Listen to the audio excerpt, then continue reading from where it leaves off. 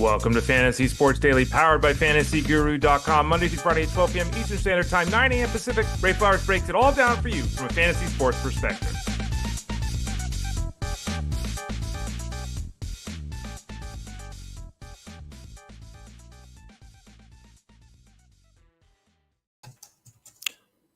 Welcome one, welcome all to Fantasy Sports Daily, powered by FantasyGuru.com. I'm your host, Ray Flowers. You can follow me on Twitter, X, on Instagram, on Threads, all of those spots at the Ray Flowers. And you can follow this show Monday through Friday at about 12 o'clock Eastern Standard Time. We start up each day. We go about an hour, depending on the day, sometimes a little less, sometimes a little bit more.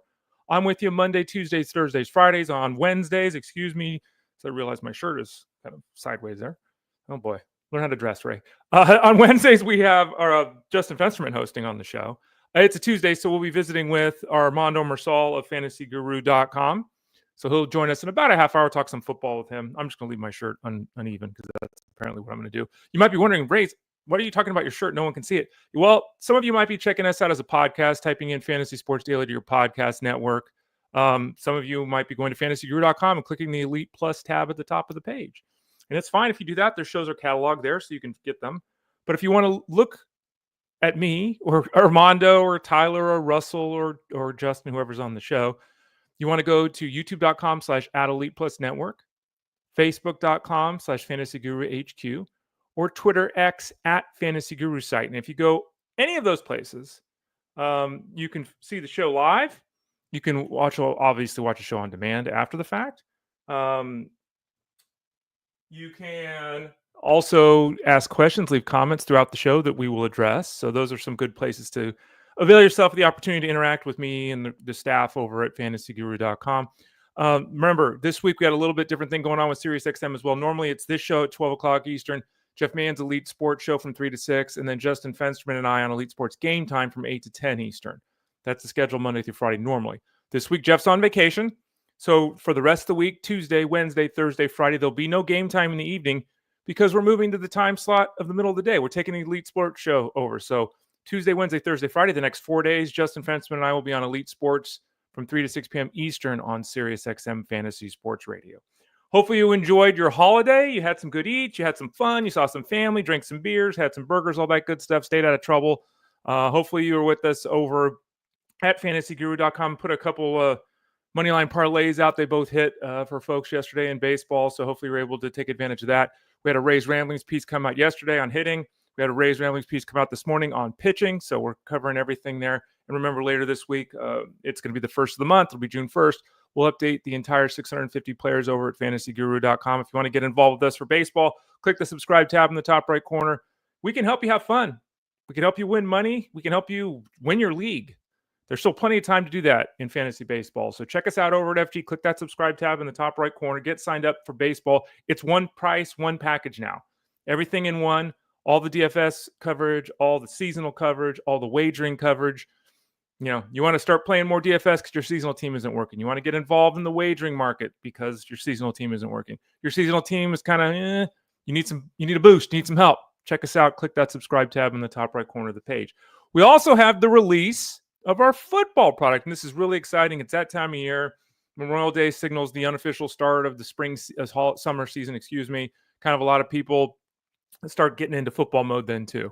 We have the package available. It drops next week on Monday. June 2nd is when it officially drops. The articles will start to come out. I'm being told on June 1st. Don't tell it. Not a guarantee, but it's probably going to happen. But June 2nd is when it drops, but the package is available now. Get signed up. For the package right now, we cover you all season long. You get access to the articles, the rankings, the weekly rankings, the Discord room to ask questions, all of that at FG. Let me make a note here. All right. Discord rules. We wrote up some Discord rules for people to follow this year for football to hopefully streamline things. Got to make sure everyone gets a copy of that. There's a whole bunch of ways you can sign up. You can sign up for the basic football package. You can do the elite seasonal football package, the daily football package, the betting football package, and then, of course, the all-in VIP, which gets you everything we do. Note, if you sign up for the elite seasonal package for football, you get baseball coverage for seasonal for free. So maybe you want to do that. Maybe you can get both. Bottom line is the football package will drop next Monday. It is available for purchase right now. Click the subscribe tab in the top right corner at FantasyGuru.com and get signed up, and we'll help you win and have a lot of fun in 2025. What are we talking about here on the show? There it is. We've got some pitchers to talk about, some hitters to talk about. We'll visit with Armando Marsal in about 25 minutes. Talk Justin Fields, Devon Achane, Rachaad White, the Cowboys backfield, the tight end position, some free agents, some either or at the running back and wide receiver spot. We'll also get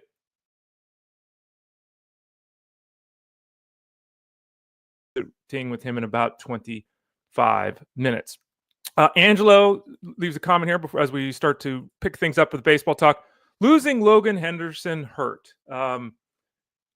I wrote about Logan Henderson this morning at fantasyguru.com, and I think it's a reminder that, we got to check the back of a guy's ball card. And again, he's in the Ramblings article over at fantasyguru.com. The bottom line is he's been hurt, and he's never thrown 85 innings. And he's already at 50-plus innings right now. Where are the innings going to come from? So guys like Henderson, a lot of these young guys that really dominate, that have a lot of success, that can help right now, as Henderson has. These 4 starts have been terrific. Henderson's been removed from the rotation. We'll talk a little bit about the Brewers rotation in a few minutes. He's been removed from the rotation, and I don't know when he's going to come back because, again, he's 30 innings away from reaching his career high, and it's May. I mean, it's just... So teams are going to be very cautious with this. This is why, you have to stay on top of the waiver wire on a weekly basis. It's why we're helping everyone. We're answering tons of questions every day in Discord at fantasyguru.com, because you got to stay on top of this. You can't just draft like in the old days where you just do a draft to make 1 or 2 moves over the course of the season and you're okay. It doesn't work anymore. So if you plan on playing fantasy baseball that way, you're not going to win. So get ready to play some DFS or do some wagering, because that's just not going to work. So, Henderson's down. We don't know when he's going to be back. Again, there's more on that situation with the Brewers in the article over at fantasyguru.com. Just came out this morning, the pitching article. Jacob deGrom. Jacob deGrom was famous yesterday in the Twitterverse. Because why? Because Jacob deGrom pitched and did not have a strikeout. And people were freaking out, which I guess is understandable. I mean, it's, he didn't have a strikeout. And so people were, which I get again. But the bottom line really is that the concern is now with his health. He still was effective yesterday. I mean, that's not the end of the world. Let me see if I can figure out what I'm doing here. There we go. Trying to pull up my notes that I'm struggling to find, just so I know what the hell I'm supposed to be talking about. There it is. Come on, Ray. Find Jacob deGrom. Jacob deGrom, where are you? There's Jacob deGrom. 2 runs in 5 1/3 innings. It's not that bad, right? But no strikeouts. He's got a finger issue. Is it a blister? Is it a hot spot? We don't. I haven't been able to determine that yet. I don't think there's an official report at this point in time. We're not expecting him to miss his next start, but who knows? That's something to keep in mind with deGrom, just like Henderson. And though we know deGrom can throw 200 innings, deGrom never throws innings, right? The last time he threw 100 innings in the big leagues was 2019. Let me repeat that. The last time Jacob deGrom threw 100 innings in the big leagues was 2019. That was before COVID. He's already up to 63 innings. So might they just skip his next start just because? They might. To date, he has been terrific, has deGrom. I think that if DeGrom, for me, if deGrom didn't make another start the rest of the season, I know that's not what most people expected or wanted. So I know, and the cost was crazy high. Those people are living the high life right now, 2.4 ERA and a 0.1 whip, or 1.00 whip, basically. He's been terrific. We'll see how long it lasts. This is the first time in 229 starts. He hasn't had a strikeout, and it's the first time this season he's dealing with a little bit of a health thing, though it sounds relatively minor. Garrett Crochet had 11 strikeouts, give up a couple runs yesterday to the Brewers. It's fascinating with him. Let me verify this. I didn't look it up before the show started, but I believe he leads baseball in innings pitched. Let me see here. Let me officially find that. He does.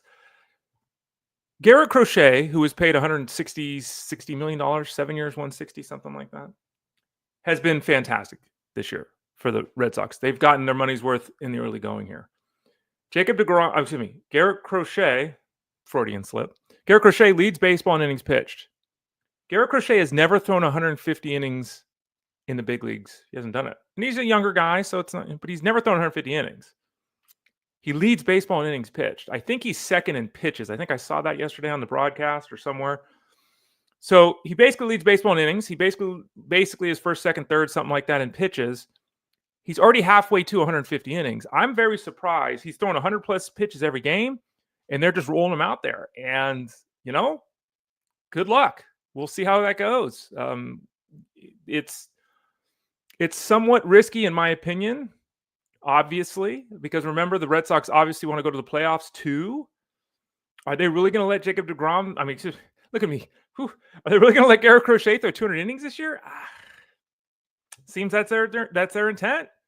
We'll see. But some caution there. Not performance caution with Crochet, but workload. Because again, even if they intend, want, believe, and he can throw 200 innings, he's never done it before. What's his performance going to be like late in the year?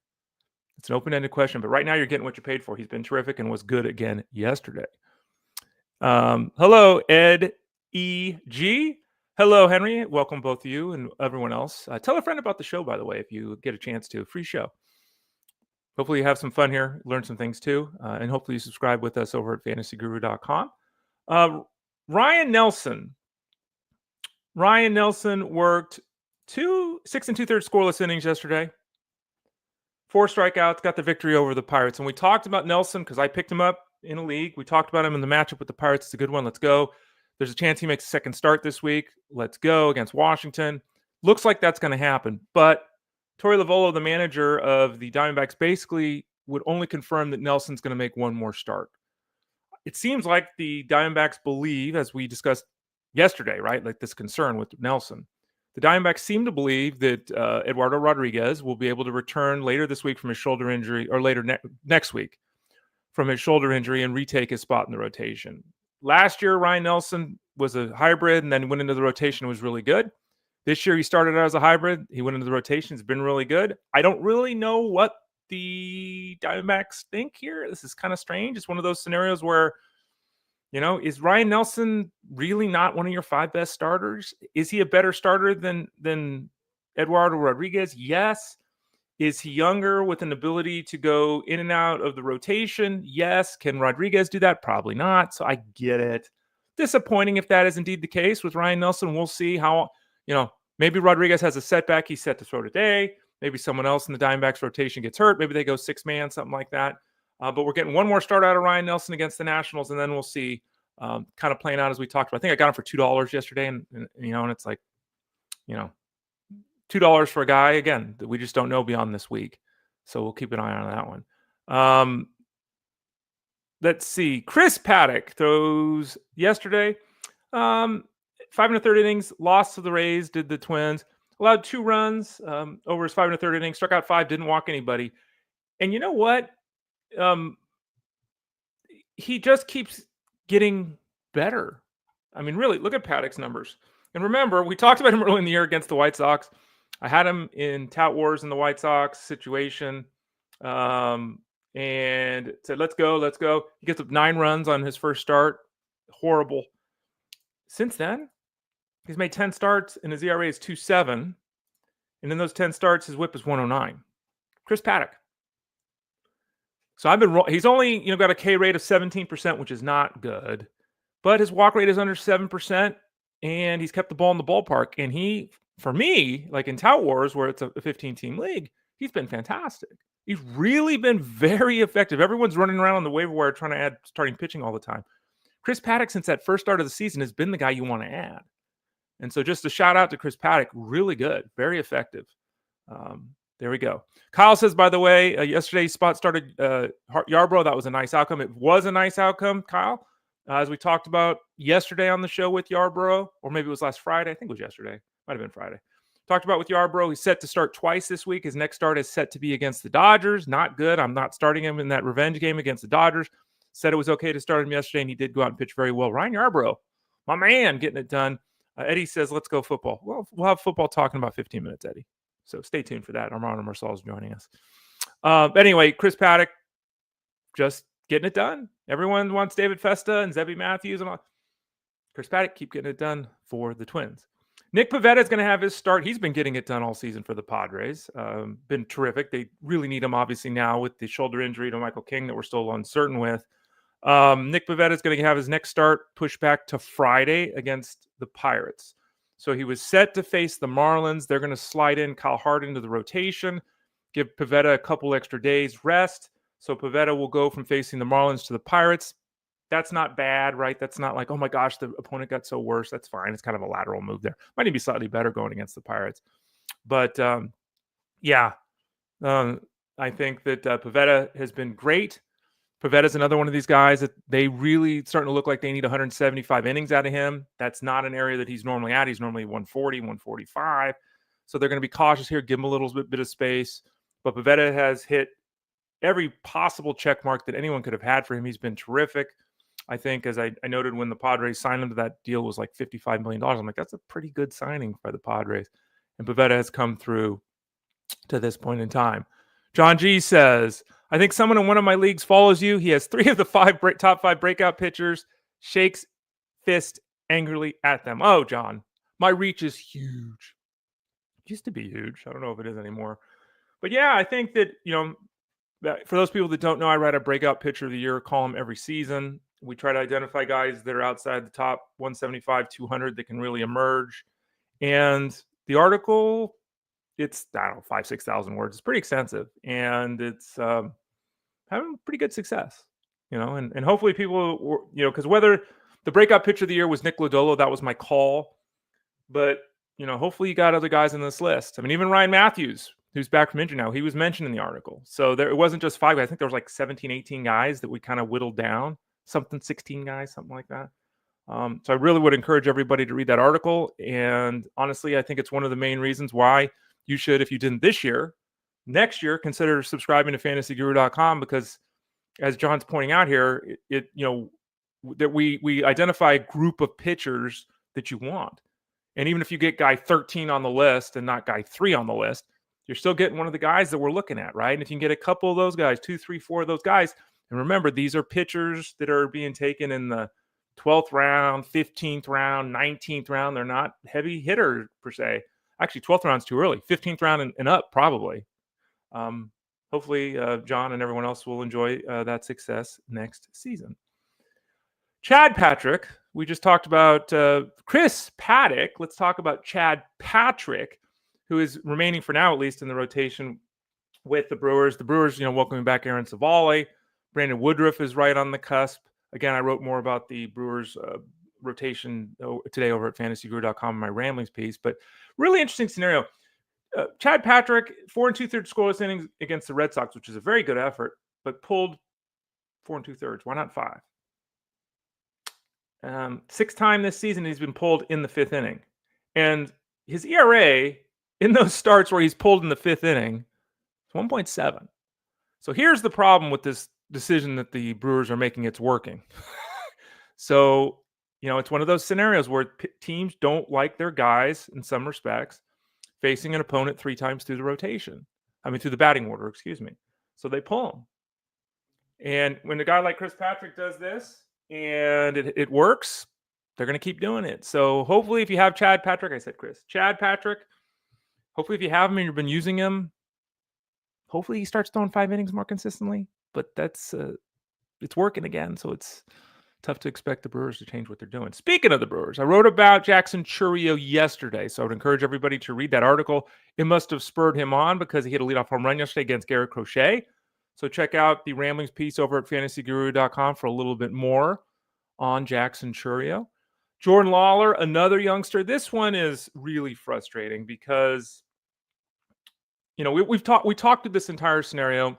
And unfortunately with Lawlar, it's playing out the way that one of the 3 avenues, it's playing out that way, and it's the worst option. Jordan Lawlar has started 4 of 13 games.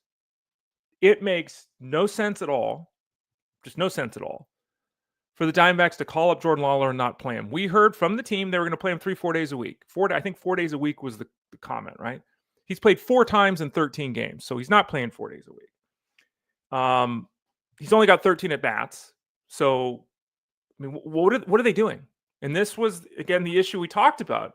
Marte was down with injury. Why didn't they call him up then? Why did they wait till Marte was back to promote him and then have no role for him?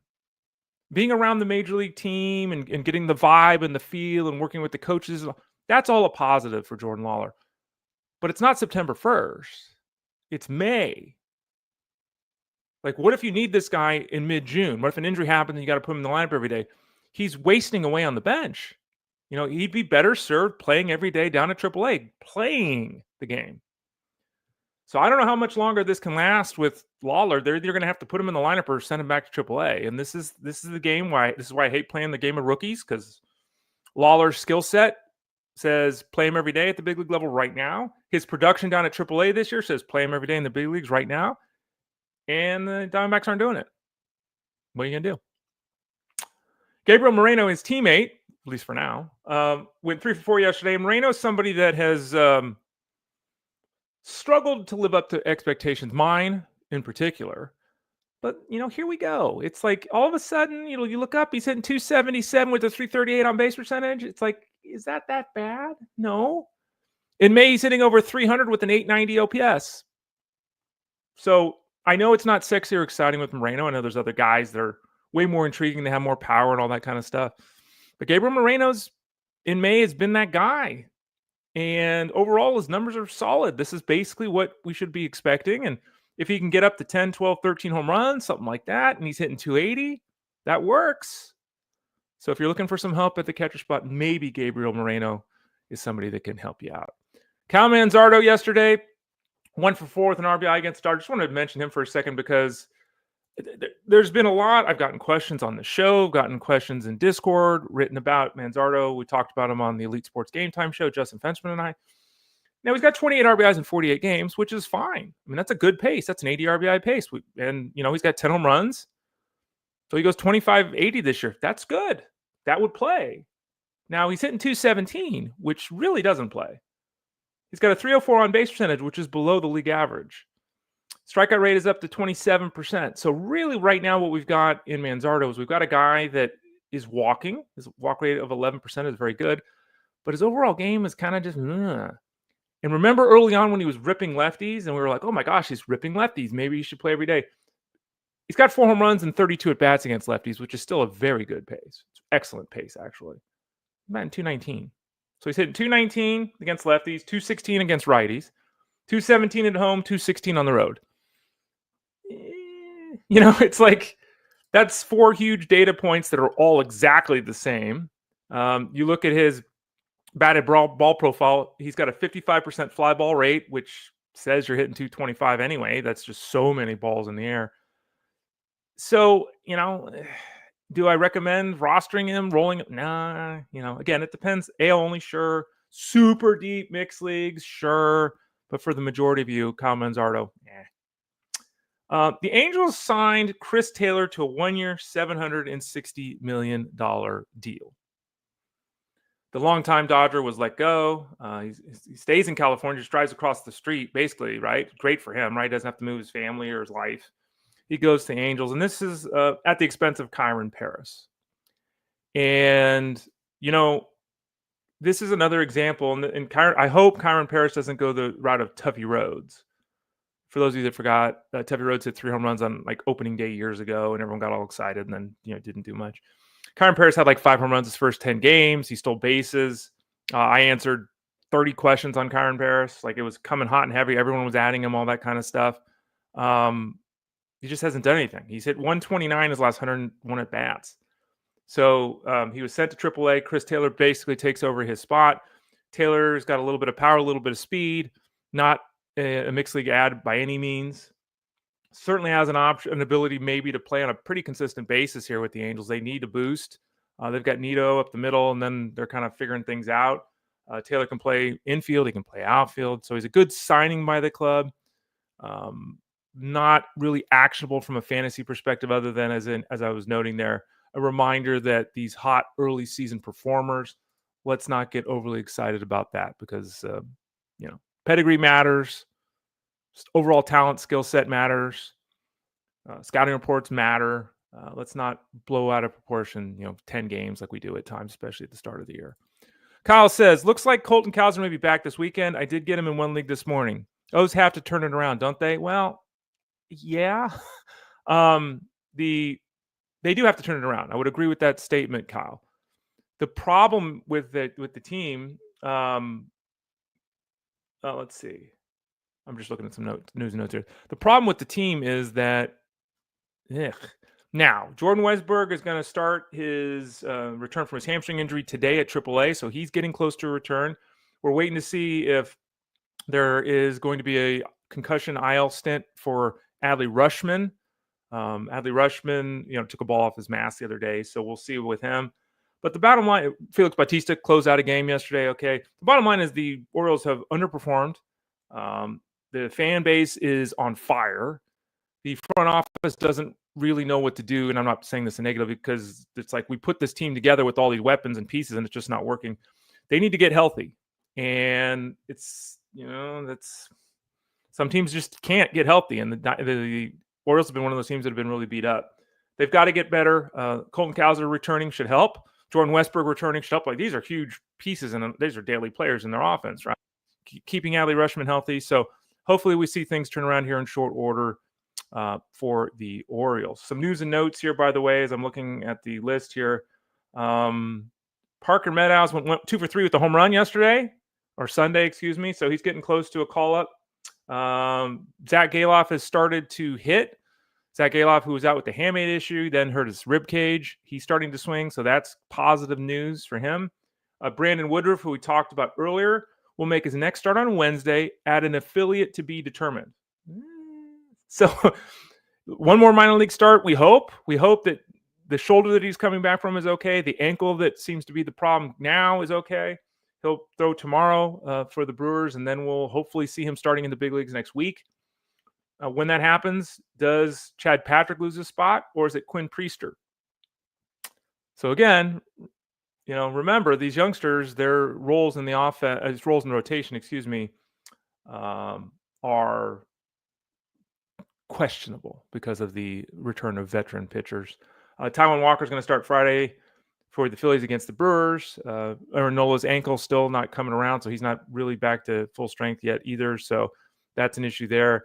And then Joe Boyle, who's with the Tampa Bay Rays now. He's a former A's prospect, a big dude who throws like 99 miles an hour.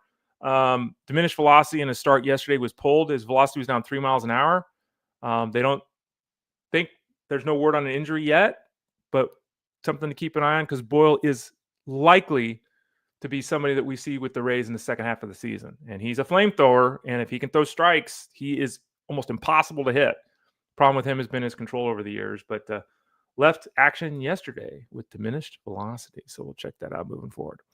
All right, so there's a look at the world of baseball. Tomorrow, Justin Fensterman will be on the show. Probably talk some basketball. He kind of does that a lot. He'll be visiting with Armando Marsal tomorrow as well. But it's also a Tuesday, which means we're going to visit with Armando Marsal. And we're going to visit with him today and talk some football. So let's bring in Armando Marsal of fantasyguru.com. You can find him here every Tuesday and Wednesday on the show. You can also find his podcast, Mind of Marsal, by going to fantasyguru.com, clicking the Elite Plus tab at the top of the page. Find this show and his show there. How you doing, Armando? I'm doing okay, Ray. I'm getting over. I had an upper airway respiratory infection, so was dealing with that towards the end of last week, but much better now. If I do mute myself, this because I'm coughing, but I'll be all right, guys. I'll be all right. But happy to be talking ball with you here today, man. Yeah, I'm glad you're okay.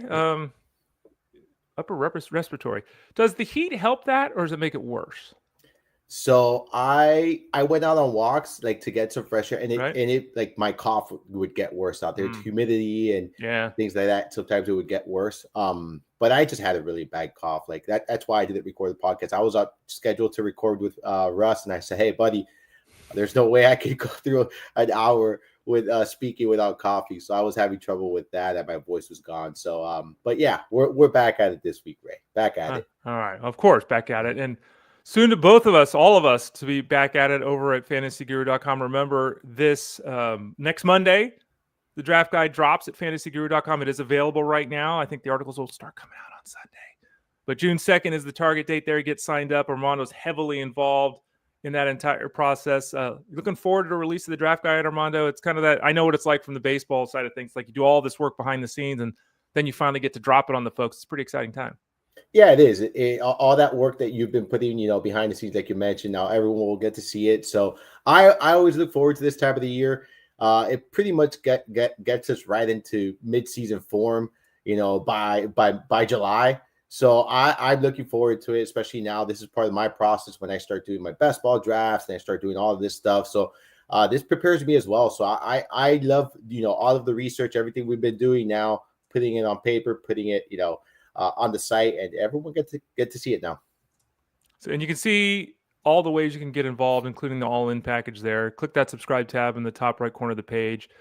We have a variety of things: seasonal football, DFS football, wagering football, all of it. If you'd like, click the subscribe tab in the top right corner at fantasyguru.com. All right. Let's talk some football, Armando. Tush push is going to be legal again. We've talked a lot about the tush push and the Eagles. Interesting. Rich Crimini, who covers the Jets, was talking about Justin Fields, and he's like, look, Justin Fields is 11 for 12 on the tush push, converting. Maybe the Jets use this a little bit more. He's actually third in football, I think, in most usage with the tush push. Justin Fields, your thoughts on him in 2025? So he's that's going to be a play they use with him. I anticipate. Are they going to be as successful as the Eagles? Remains to be seen. We'll see that this upcoming season. The offensive line in Philly is one that's really, really good, and they've been preparing for this play for quite some time. So I do like Justin Fields. So he falls into this tier for me with Bo Nix, kind of Drake May, where I don't mind them as my QB1 in a single quarterback league. I view them like kind of a low end QB1 with upside, given that they have that rushing ability. We know Justin Fields, when he's been healthy, he's been productive from a fantasy standpoint. Yeah, he might not be the best quarterback in the game. He might not be an elite quarterback, but in my opinion, he's a very good quarterback. And what he does and what he brings to the table is a pretty safe fantasy floor. So in single quarterback leagues, I'm totally fine with these kind of players and these kind of quarterbacks as my starting quarterback on a weekly basis, because I do think he provides you with a good floor as well as a nice ceiling given his rushing upside. So I'm buying in on Fields this year. He's coming off the board on underdog ADP as QB 11. So kind of right there where I have him viewed, at QB 11 to QB 12 range. Armando Marsal at fantasyguru.com. Let's talk your Dolphins. They're your Dolphins because you live nearby. It doesn't have to be your team. Devon Achane, we're getting reports out that, we're going to get this guy the ball more. It's like, okay, in theory, this is great because he's an explosive player. We've seen his ability to change games, to win weeks in the fantasy space. What are your thoughts on Achane for 2025? And as much as we'd love there to be more work, is he the kind of guy that should be getting more work? Do you worry about that if they pile on 20 touches every week with him? So I view him as a certified running back one, right? Like he's coming off the board as such. He produces as such. He had 290 opportunities last season. And look, I had concerns regarding his durability. That was not an issue last year. He was healthy for the most part, and he produced like a top 5 running back in PPR formats. I think that's here to stay so long as he can stay healthy. And the great part about Achane is it's pretty easy to handcuff him, and it's not cost you a high draft capital to do so. Right now, Jalen Wright is coming off the board in round 15 or so on underdog ADP. So you can wait until the later rounds to handcuff someone like Achane. And I think right now the clear-cut handcuff is right. And that's how I would treat this backfield. It is a risky investment because you're right. He's not built like a running back to receive 290 opportunities on a regular basis. A lot of that did come from the passing game. So keep that in mind. But for me, I look at Achane and, so long as he's healthy, he's going to produce at a high-end level. And if you're investing in him, I would just handcuff and play it safe. I think it's a very easy and straightforward backfield this season. Armando Marsal of fantasyguru.com joins us every Tuesday. You can find him over at FG. You can find his podcast there, Armando Marsal. Click that Elite Plus tab at the top of the page. Running back, another one, Rachaad White, who I guess he's getting ahead of the news here, Armando. He's saying this is probably my last year in Tampa Bay. Yeah, because I'm probably getting rid of you, right, White, but make it look like it's your decision. Who is Rachaad White this year? Bucky Irving really ascended last year. He's obviously the better running back. Liam Cohen is now with Jaguars, so things are changing with the offense. Is there enough of a role for Rachaad White that we should be worried about drafting him and thinking we're going to get anything usable out of him unless Bucky Irving is down with an injury? No, Ray, I'm on no, because I think what you said is correct. Like, I think we all know what's happened here. He's not deciding this. Like, this was the Bucs. We saw it last year. Like, yeah, you went into the season as starting running back. The younger Bucky Irving took over your job, and he just looked like the more explosive back here. He looked like the better running back, the most elusive back. I think this is Bucky Irving's backfield. White, no, I don't think he's even going to carve out the role he had last year. I think he sees even fewer opportunities there as Bucky Irvin takes over. So for me, a handcuff at best, if that, like not even exciting, So I'm out on White this year. I'm adjusting my monitor, Armando. Sorry, I just realized your angle's wrong on my monitor. Now I had to get you just right in the right light. Armando Marsal at fantasyguru.com. Another running back situation to talk about, Armando. We at fantasyguru.com, or Jeff Mans at fantasyguru.com, is a big fan of Mr. Blue in the backfield with the Dallas Cowboys. Now, the Cowboys drafted Blue. They brought in Miles Sanders. They brought in Javonte Williams. We're getting the hype stories with Javonte Williams that he feels great. He's recovered from his injury. Everything's going to be good to go. Prior to his knee injury in 2022, he was an ascending player that we were all in on. Since then, he's really been just a guy. How do you see this backfield playing out with Dallas? Are you interested in this backfield with Dallas? Are you drafting Blue and Williams? Do you care? Talk us through your expectations at this point. So I would like to see how, like right now, I think it's not a settled situation. I do expect, like the favorite right now for me, it is Blue. If I'm drafting any running back right now from this backfield, it is Blue. Williams didn't look like that same running back that we hoped he'd be last season. I'm interested to see how this training camp and preseason goes for him and kind of see how he emerges here out of this backfield. Does he end up beating out Blue? Right now, it's not a situation I'm overly excited about, though, because I don't think it's settled. You also have, and I'm not saying he's going to have a big role by any means, but you also have Miles Sanders here, like someone that a veteran running back. Like we talk about this a lot, when it comes to these young running backs, can they pass protect? Can they go out there and they protect the quarterback? That's something we have to monitor closely with Blue. Before he gets on the field, he's going to have to pass protect. He's going to have to be there as a blocker as well, not just a running back. So it's a situation I'm going to be monitoring. I think the highest upside, the clearest ceiling here is Blue. So if you're swinging for a ceiling, I'd go Blue. And I even think the clear path for opportunities right now does seem like it is Blue based on everything we've read. At the tight end position, I think most people had Warren at the top and Loveland too. So when Loveland went ahead of Warren, it was a little bit of a head scratcher. When Loveland went to a team that just paid $50 million to their current tight end, it was even more of a head scratcher. And then when you think that the Bears spent, 10th pick overall for a guy for a position that looks like they didn't really need, like none of this really made sense. And Jeff Mans has been very vocal in his opposition to this selection by the Bears. Loveland's got a shoulder injury. He didn't do much in the offseason. He wasn't part of OTAs. The expectation is that he'll be okay by the time everything really starts up. But what are your thoughts with Loveland? And are you concerned when a youngster isn't there for OTAs? Like, how important is being on the field in OTAs to you with a youngster?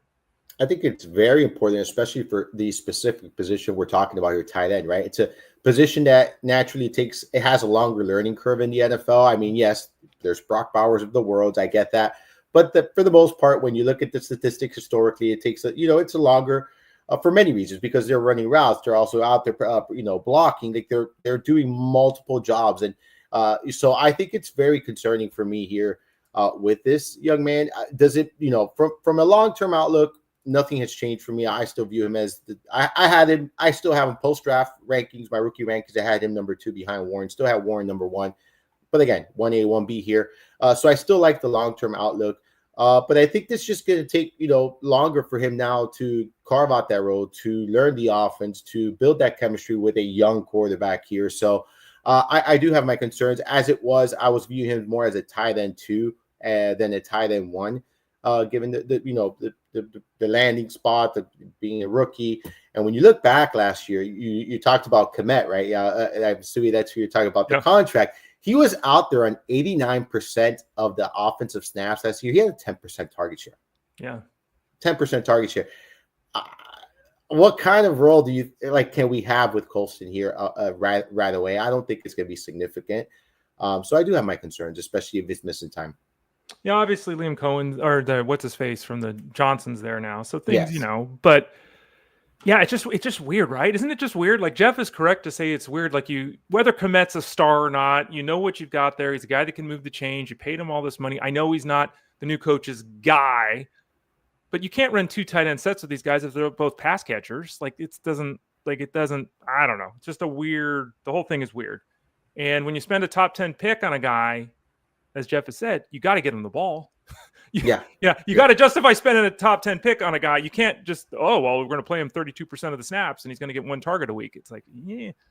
So maybe it changes. I'm with you. I mean, I don't care. I'm not drafting tight end too, but maybe that changes in the season. We'll see. Armando Marsal of fantasyguru.com. We've got a few free agents still out there, and they're big name players to be on the waiver wire right now. So I wanted to ask kind of an either or for you. Let's look at the wide receiver position first, Armando. Keenan Allen and Amari Cooper, 2 guys that, when it's all said and done, maybe Hall of Fame. It's like these guys have had really good careers. And at times last season, both were productive. Obviously, Allen was more productive than Cooper, who vanished last season. Both guys, if I'm not mistaken, are still free agents. Different roles in the offense. So, and obviously where they end up would matter greatly in terms of their outlook. But Keenan Allen or Amari Cooper, like if you had to just throw a dart and say, okay, I'm all those things, I'm in a dynasty league. You're going to get a guy for free. Is it going to be Keenan Allen or Amari Cooper? So in dynasty, you're always going to kind of go with the age here. Okay. If I'm not mistaken, it's Cooper's 2 or 3 years younger than Allen. Okay. So in a dynasty format, I'm usually going to lean with the younger guy. But like you mentioned, I think that's very important what you said. They both play different roles in offenses, right? So I think where they land would ultimately determine their fantasy outlook for this season, because one is a slot receiver and the other one's an outside receiver here. So for me, it really, I'll say Cooper because he's younger, and he just went to a place where there just wasn't a role for him. If you look at it in Buffalo, so I'll say Cooper because of the age, man. But I've been a Keenan Allen fan since day one, and I want to ride that. I want to go with that ship until it sinks completely, and just I'll go Cooper with the age, man. I like Allen. We're in the 27th of 45 rounds in my IDP Dynasty League startup draft. And I've been looking at Cooper Kupp like the last 3 rounds. And it's like, I have 6 wide receivers already. So it's like, if he hits, if he doesn't, does that sound about right? Again, it's 27th round. This is, and it's not, is that still too early for you? Who like, it might be a little early. Who else is around in that? Like, I'm sure there are other. I don't even know. I think Keenan Allen might actually still do Keenan real quick. Keenan Allen's still available too. So both of them are still sitting out there. No one has taken them through 26 rounds. I think you could wait another round or 2 there. Okay. I got another guy, youngster, that I might take who's 22. So we'll see. You see, I'd rather swing for a player like that right now. Okay. So you chose a Cooper over Allen in a close vote. I think this next one's probably going to be a close vote too. Nick Chubb or J.K. Dobbins? Because it's like, the thing I get, like we all love Chubb and he was spectacular, and the injuries is, I can't believe he's returning. It's leg injury. It looked like his leg flew off his body when he got hurt. It was terrible. J.K. Dobbins, I just can't get over the fact that he burst through the line of scrimmage in the hole. He's 18 yards down the field, and all of a sudden it's like, here comes like defensive lineman catching him. Like he just he can't run anymore, right? I'm exaggerating a little bit.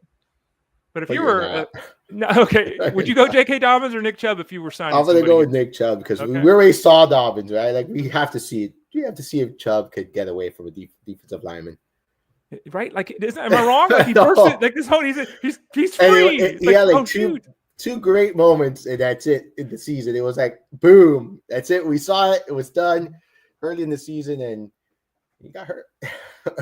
Speaking of that, by the way, if you're in a dynasty league. Are you I'm a fan of drafting and continuing to draft running backs, even in redraft leagues.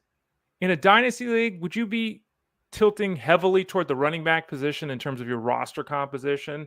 Would you split it evenly, wide receivers and running backs? Like, how important would it be to you to extend your depth at the running back spot? It really would depend on the 2 players I'm between, whether the running back and the receiver, whoever I have ranked highest. But I view both. Like, there's been drafts where I've gone running back, receiver because of the way the draft fell to me. And there's been others where I've gone receiver, running back in Dynasty recently because of that. It just depends on how the draft board falls to me. But, and then team needs, right? Like if you are very thin at at the running back position. We had a question the other day in our Dynasty Discord where there was a player with good options on both receiver and running back, but he mentioned that he was short on running backs, and I think you myself, and if I'm not mistaken, Rich also said with the running back to go with the running back blue over some of those receivers there, and simply because of team needs. Armando Marsal of fantasyguru.com. Yeah, by the way, if you're with us in Discord right now, give us the context. It really helps because what often happens is you ask the question, then we got to go back to you, then you got to respond, then we got to respond. Just say, hey, I'm looking to add running back. And again, let me just point this out because this comes up every day. Like literally comes up every day. Positions matter. Whether you're doing baseball or football, don't tell me I'm looking for a flex play. Don't tell me I'm looking for a UT. Positions matter. So always give us that information so we could help you out the best way we can. And again, you can get the Discord access when you sign up at fantasyguru.com. Click that subscribe tab. And whatever package you sign up for, DFS seasonal wagering, you get a Discord room specifically for that. And as Armando noted, we do have a Dynasty room as well for the football side of things. All right, let's talk a little bit big picture before we. Do you have a pack of cards today, or are we done with that? Yeah, no, we got. All right. Okay. Got, all right. Okay. Yeah. Dollars. Before we get to that, 35 cents. Hey, that's perfect. Let's go. Before we get to that, best ball. It's a you and I have talked about it. We've got Tyler Beaker's rankings over at fantasyguru.com. I know you're not as heavily involved in best ball as Tyler is, but if you were doing multiple best ball leagues, you hear a lot of people say, let's diversify. It's the GPP thing in DFS where people have 100 teams and I'm just buying everybody, right? Are you of the opinion, let's say you're doing 5 to 10 best ball teams, like you're not doing 150, you're doing 5 to 10, like a reasonable amount. If you in every draft are just, it's coming up Khalil Shakir, are you just taking Shakir, or are you diversifying? Like, how would you play that in the best ball format? Because I know it's a big topic, and a lot of the answer to that depends on how many teams you're actually going to have in a best ball tournament. So if you're doing 10, yeah, I like the idea of diversifying your lineups and rosters. But I think it matters as far as where you're drafting the player, right? Like the later the round, the more exposure I don't mind having. Like for instance, last year I did about 110, 120 total best ball teams, and then I would go all in like on Gesicki, which was almost, I think I had like 90% Gesicki because he was my third tight end. I was just taking him super late, like things like that. Now, Jamar Chase was my highest, high draft player. I think I had him close to like 30%.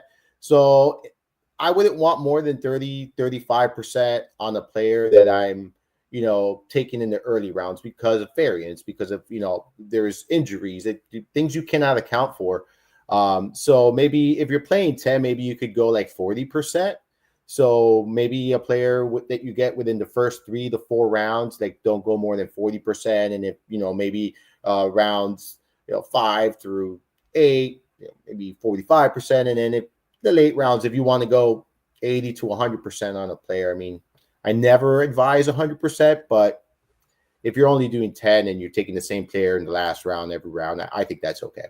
I may have undersold you. You did 100 best ball leagues last year. I kind of sold it like you did 15. No, I don't start as early as Tyler does. Okay. I crunch the numbers at the end. Like okay. I'm a late cruncher. Now Tyler starts right away. Like so we just start our time different. But I still don't do as many as he does. I don't catch up to Tyler. It's a lot. Yeah, it is a lot. What about a seasonal? And again, this all comes down to who you are, how much time you have, what your goals are. If someone came to you, Armando, and said, I'm going to do seasonal football only this year, how many leagues do you think I should do? Is it 3? Is it 5? Is it 8? Like, what would you suggest for the average listener out there in terms of how many leagues they should do in a redraft scenario? So I would say 3. I'm in 3 right now, and I usually do 1 extra, an industry league. Right. I think you do it too, Scott Fishbowl. I think everyone does. So I try to cap it at 3 though. Like I've been invited to leagues and I say no, because I just don't have the bandwidth to, give my 100% in 10 leagues. I used to do that, but now I no longer do that. Now that's why I do more best ball now, because of that. It's just easier. You draft your team, you forget about it, and things like that. So I would say 3 to 5, right? Like it depends on your schedule. I know there's people that do 10, 15, 20. if you have the bandwidth for that and you have the time for that, I just don't like to do things, half-ass. I like to do things right. So if I can't give my 100% attention to a league, I simply won't do it. By the way, I don't know how, there's like 1,000 leagues in Scott Fishbowl, and I don't know how many leagues there are. I ended up in the same one as Rich Mileto, which is bizarre. I don't know how that's awesome. Yeah, I don't know how that worked out. You mentioned 3 to 5. Let's go with that. I think that's a good number for the seasonal answer, Armando. If somebody's in 3 to 5 leagues like that, and Shakir comes up every draft for them, do they do that? Like, would you apply the same logic to, hey, because my line of thought is, if Shakir's the best guy, and I'm getting him at that spot in every draft, I'm taking him in all 5 leagues. Some other people will say, well, yeah, he might be the best guy, but how would you answer that question about diversification in a season-long scenario? I'm totally fine with going 100% Shakir there because you're able to make transactions, right? So, like, if something unfortunate happened and he were to miss time, then you can go out there and work the waivers. You can make a trade. Like, you can make a move where your season is not completely crushed, where in the best ball, you're pretty much now down the receiver the rest of the season. Armando Marsal of fantasyguru.com. For more of his advice on football, you can hit him up in Discord. You can listen to his show, Mind of Marsal. Remember, click that Elite Plus tab at the top of the page to find that show that he does, as well as this show cataloged. His work, as well as the rest of the staff's about ready to be available over at fantasyguru.com for the seasonal football package. It's going to drop next Monday, so you can sign up now. We do have the availability for you to do that right now.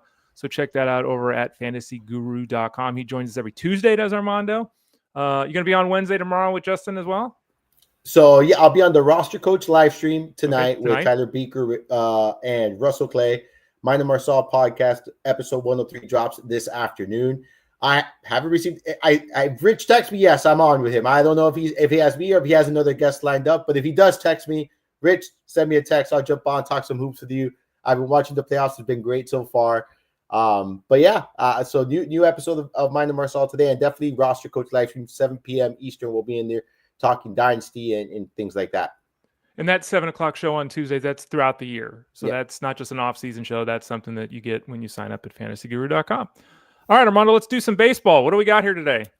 So we got a Donruss 1988 pop-up, 35 cents when they used to sell them back in the day. 1988 Donruss. I'm going to tweet it out. By the way, so as I opened this cool story, my buddy gave me he collects cards. He's an avid collector.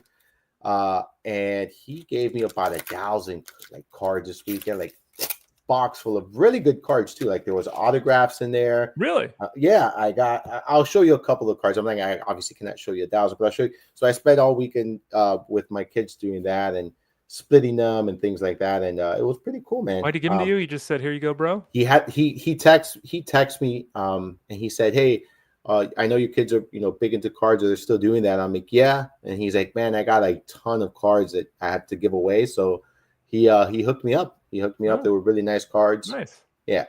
I'll show you a couple. I mean, this is all that just to perspective that I have to put away here. Okay. Yeah. That's just some. I'll show you some of the ones there, but let's look at this pack because we're starting off good. Okay. Nice. All right. I right here. Got a guy. Doc. Yeah, the Doc. Yeah, the Doctor of K. Dwight Gooden, 276 strikeouts as a rookie. Yeah, he had some problems off the field.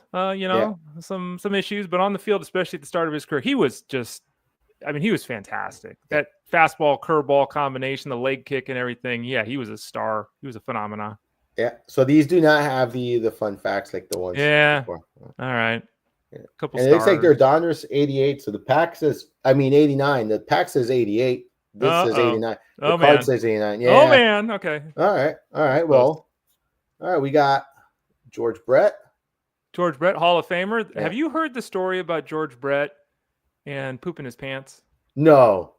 Yeah, you should. Everyone Google that. It comes up on YouTube. It's a fantastic story. And he's also one of the best third basemen of all time and in the Hall of Fame. But there's a story that you should listen to. It takes 5 minutes. It's a full story. It's pretty good. I got to check that out. Yeah. I guess. Sorry, George. Dude, we got another nice one. Or Hershiser. Yeah. Or Hershiser, who that 1 year broke Don Drysdale's record for scoreless innings in a row and then carried it into the playoffs. Basically, he didn't win the World Series for the Dodgers, but he kind of did because he just was unstoppable for the last 2.5 months of the year. And I think he became an announcer, right? I think that's what Yes, I believe he. Yep. Yeah, I believe so. Yep. So, boo Dodgers, but good job, Oral Hershiser. All right, we got the Don, Mr. Don Mattingly.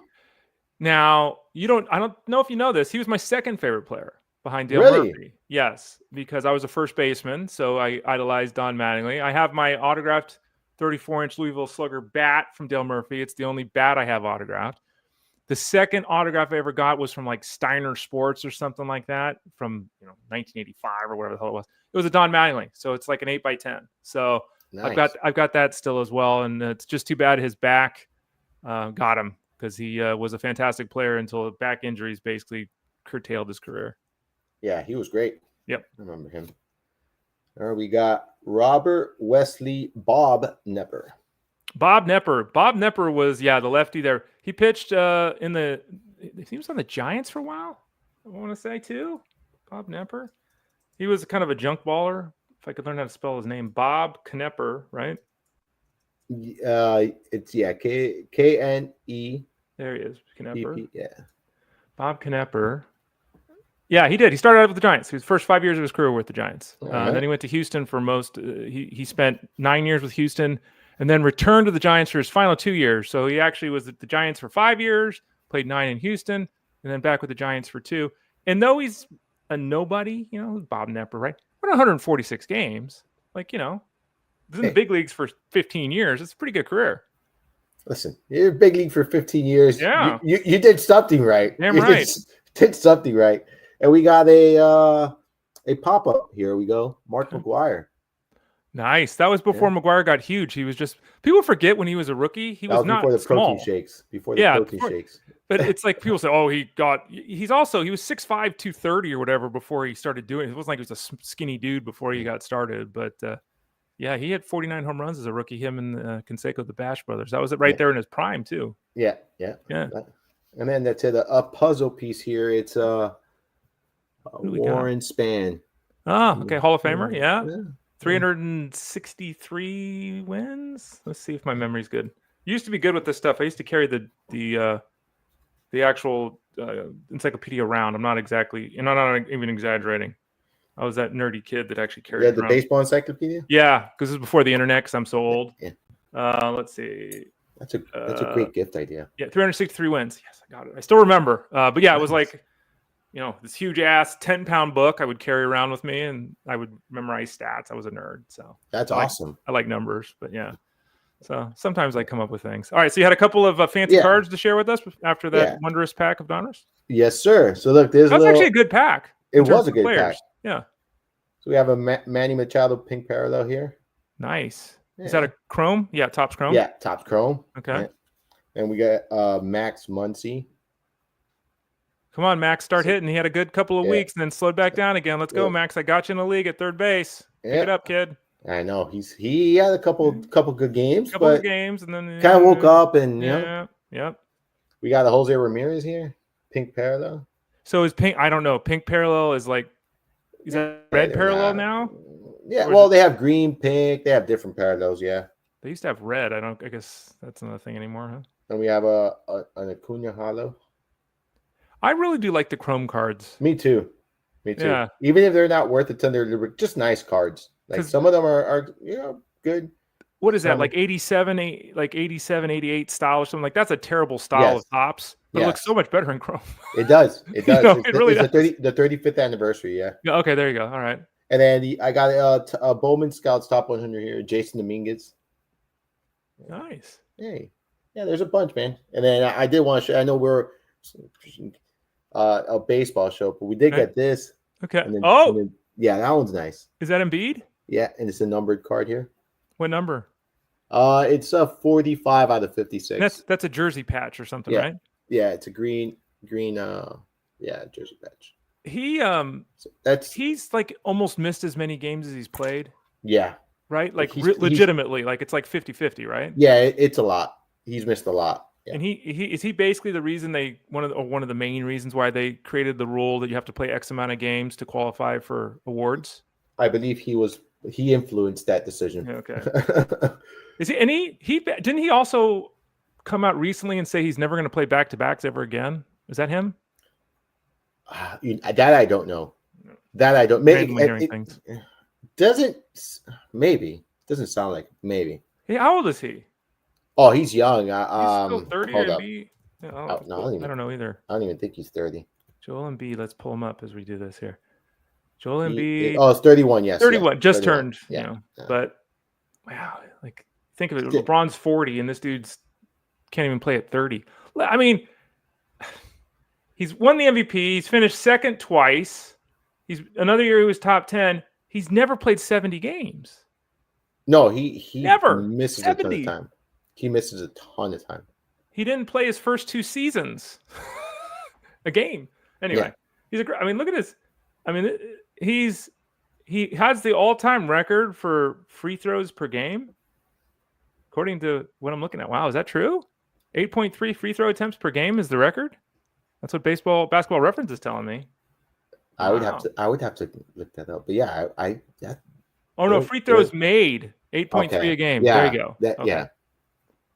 Actually, 83% from the free throw line is pretty good for a big guy.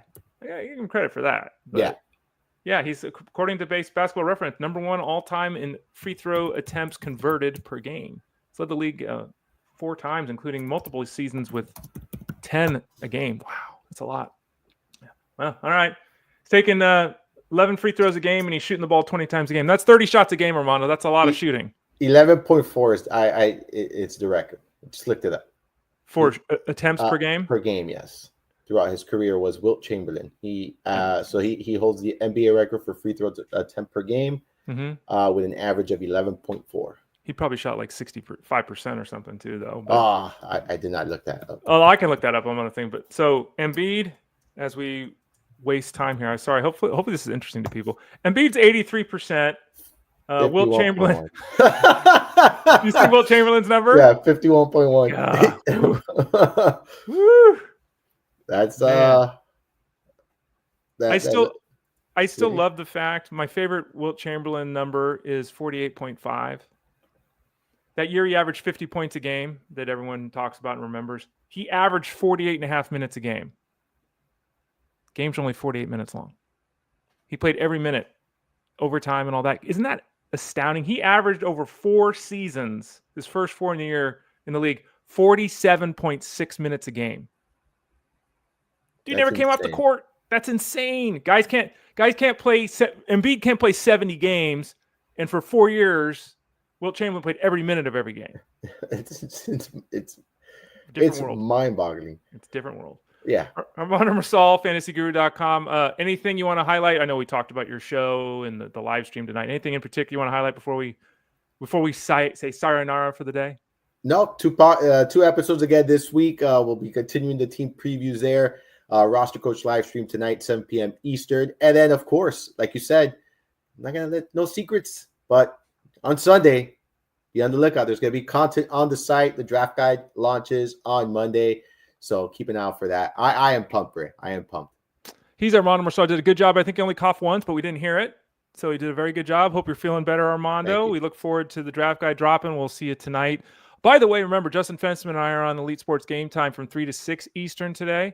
Elite Sports is going to be us for the next 4 days while Jeff Mans is on vacation. Jeff will be back on Monday. So for the next 4 days, we're on 3 to 6 Eastern on SiriusXM Fantasy Sports Radio. So tune into that today for 3 hours for Justin and me. And then at 7 o'clock Eastern, head over to fantasyguru.com to get Armando and the crew on the live stream at fantasyguru.com. Armando, thanks for your time today. We'll talk to you next week. Thank you, Ray. Have a great day. You got it. He's Armando Marsal. I'm Ray Flowers tomorrow. The show will be here at 12 o'clock Eastern. I won't be here, but I'll be back on Thursday and Friday. This show, Monday through Friday, Fantasy Sports Daily, powered by fantasyguru.com, on at 12 o'clock Eastern Standard Time. For Armando, I'm Ray. We're out. We'll see you tomorrow here. Have a great night. Oh, and day.